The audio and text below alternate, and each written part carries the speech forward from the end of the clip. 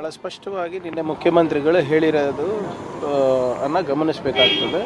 ದರ ಹೆಚ್ಚಳ ಮಾಡಿರೋದು ರೈತರು ಏನು ಉತ್ಪಾದನೆ ಮಾಡ್ತಾ ಇದ್ದಾರೆ ಹೆಚ್ಚು ಹಾಲು ಅದನ್ನು ಕೂಡ ಖರೀದಿ ಮಾಡಲಿಕ್ಕೆ ಅನುಕೂಲ ಆಗುತ್ತೆ. ಸೊ ಇವತ್ತಿಲ್ಲ ನಾಳೆ ಏನು ಬೆನಿಫಿಟ್ ಸಂಸ್ಥೆಗಳಿಗೆ ಸಿಗ್ತಾ ಇದೆ ಅದು ರೈತರಿಗೆ ಹೋಗಲೇಬೇಕಲ್ಲ.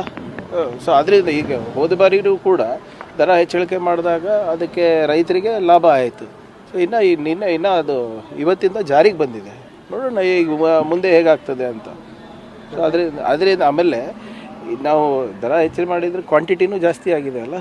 ಸೊ ದಯವಿಟ್ಟು ಅದೆಲ್ಲನೂ ಕೂಡ ವೈಜ್ಞಾನಿಕವಾಗಿ ಪರಿಗಣಿಸಬೇಕು ಅಂತ ನಾವು ಮನವಿ ಮಾಡ್ತಾಯಿದ್ದೀವಿ. ಆದಾಯ ಹೊಂದಾಣಿಕೆಗೋಸ್ಕರವಾಗಿ ಬೆಲೆ ಏರಿಕೆ ಮಾಡಿ ನೋಡಿ ನನಗೆ ಭಾಳ ಸಂತೋಷ ಏನಾಯಿತು ಅಂದರೆ 10 ವರ್ಷ ಆದಮೇಲೆ BJPಯವರು ಬೆಲೆ ಏರಿಕೆ ಬಗ್ಗೆ ಮಾತನಾಡೋಕ್ಕೆ ಪ್ರಾರಂಭ ಮಾಡಿದ್ದಾರೆ. BJP ರೂಲ್ಡ್ ಸ್ಟೇಟ್ಸ್ನಲ್ಲಿ 1 ಲೀಟ್ರ್ ಹಾಲು ಎಷ್ಟು, 1 ಲೀಟ್ರ್ ಪೆಟ್ರೋಲ್ ಎಷ್ಟು ಪಟ್ಟಿ ಮಾಡಲಿ, ಕರ್ನಾಟಕಕ್ಕೆ ಹೋಲಿಕೆ ಮಾಡಲಿ.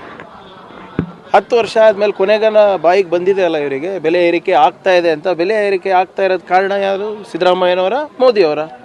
ಯಾರು 10 ವರ್ಷದಿಂದ ಈ ದೇಶವನ್ನು ಆಳ್ತಾ ಇರೋದು? ಯಾರು ನೋಟ್ಬಂದಿ ತಂದಿದ್ದು? ಯಾರು ಅವೈಜ್ಞಾನಿಕವಾದ ಲಾಕ್ಡೌನ್ ಮಾಡಿದ್ದು? 40-50 ವರ್ಷದಲ್ಲಿ ಇರಲಾರ್ದಂಥ ನಿರುದ್ಯೋಗ ಸೃಷ್ಟಿ ಮಾಡೋಕ್ಕೆ ಕಾರಣ ಯಾರು? ಇನ್ಫ್ಲೇಷನನ್ನು ಜಾಸ್ತಿ ಮಾಡಿದ್ದು ಯಾರು? ಕನ್ಸ್ಯೂಮರ್ ಪ್ರೈಸ್ ಇಂಡೆಕ್ಸನ್ನು ಜಾಸ್ತಿ ಮಾಡಿಸಿದ್ದು ಯಾರು? ಒಂದು ವೆಜ್ ಥಾಲಿಗೆ 10 ವರ್ಷದ ಹಿಂದೆ ಏನು ರೇಟ್ ಇತ್ತು, 5 ವರ್ಷದ ಹಿಂದೆ ಏನು ರೇಟ್ ಇತ್ತು, ಇವಾಗ ಏನು ರೇಟ್ ಇದೆ ಅದ್ರ ಬಗ್ಗೆ ಮಾತಾಡಲಿ. ಸಿಲಿಂಡ್ರ್ ಎಷ್ಟಾಗಿದೆ, ನಮ್ಮ ಕಾಲದಲ್ಲಿ ಎಷ್ಟಿತ್ತು, ಇವ್ರ ಕಾಲದಲ್ಲಿ ಎಷ್ಟಾಗಿದೆ ನೋಡಲಿ, ಹೋಲಿಕೆ ಮಾಡಲಿ. ಅವ್ರ ಕಡೆ BJP ರಾಜ್ಯಗಳಲ್ಲಿ ಎಷ್ಟಿದೆ, ನಮ್ಮ ರಾಜ್ಯದಲ್ಲಿ ಎಷ್ಟಿದೆ.